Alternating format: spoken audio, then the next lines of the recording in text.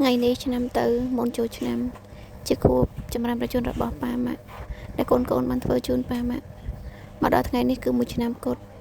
ប៉ុន្តែលែងមានវត្តមានរបស់ប៉ាតែនៅក្នុងនោះក៏មានបណ្ដាំចុងក្រោយរបស់ប៉ាផងដែរនៅពេលដែលប៉ាមានប្រសាសន៍ហើយធ្វើឲ្យកូនទាំងអស់គ្នាទុកទឹកភ្នែកមិនជុំ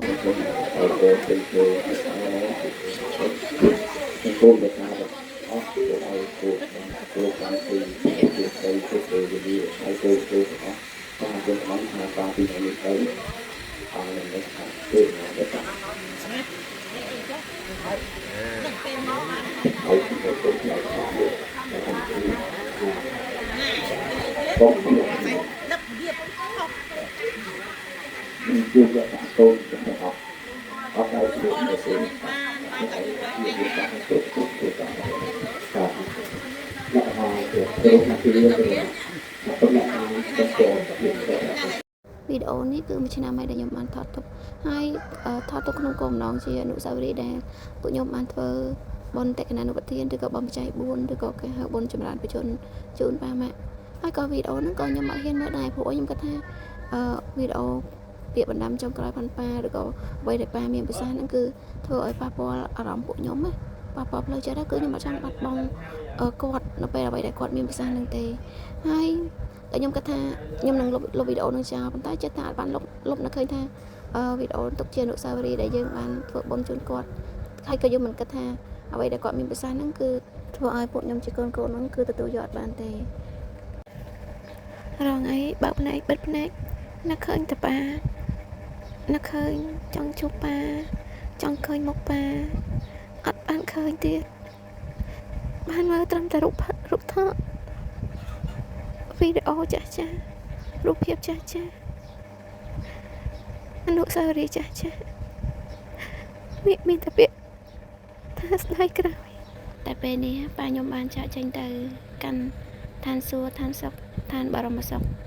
គាត់ធ្វើបុណ្យច្រើនណាស់ដល់ពេលចឹងគាត់បានទៅទាំងស្ងប់ចិត្តហើយគាត់បានទៅឋានសួគ៌ឋានសុខគាត់អត់ប្របាក់អីទៀតទេហើយកូនចៅទាំងអស់នឹងចងចាំប៉ានៅក្នុងបេះដូងជាដរាបប៉ាគឺជាឪពុកដ៏ល្អគឺជាវីរបុរសសម្រាប់កូនសម្រាប់ចៅទាំងអស់ជាស្វាមីដ៏ល្អសម្រាប់ម៉ាក់ខ្ញុំតាំងពីតូចដល់ធំខ្ញុំមិនដែលលើប៉ាម៉ាក់ខ្ញុំឆ្លោះគ្នាទេសូម្បីតែម្ដងប្រើពាក្យពេចន៍អស្រួលលើគ្នាក៏អត់ដែរប៉ាខ្ញុំគឺល្អណាស់ឆ្នាំទៅកូនបានស្រង់ទឹកជូនព្រះរស់ជូនប៉ាម៉ាក់ហើយប៉ាម៉ាក់ក៏បានស្រោចទឹកជូនកូនតែឆ្នាំនេះលែងមានវត្តមានរបស់ប៉ាមកដល់ផ្ទះស្ងាត់ជ្រាបអត់មានប៉ានៅបេះដូងកូនមានអារម្មណ៍ថាខ្ទេចខ្ទីអស់លែងមានអារម្មណ៍សប្បាយឆ្នាំទៅឲ្យតែពេលមកដល់ផ្ទះជួបជុំប៉ាម៉ាក់ជួបជុំបងប្អូនសប្បាយប្រពៃពិធីចូលឆ្នាំអ៊ំទូបជុំម្ដងឲ្យតែបានមកដល់ផ្ទះគឺមានអារម្មណ៍ថាសប្បាយតែដល់ពេលលើកនេះខុសពីឆ្នាំទៅខុសពីឆ្នាំរដងហើយខ្ញុំផ្ដាច់ចិត្តផលវីដេអូនេះខ្ញុំចង់ទុកជាអនុស្សាវរីយ៍ទុកជាការចងចាំនៅពេលដែលពួកខ្ញុំបានធ្វើបុណ្យតេកណានុប្រទានបុណ្យចម្រើនប្រជជនជូនប៉ានិងម៉ាក់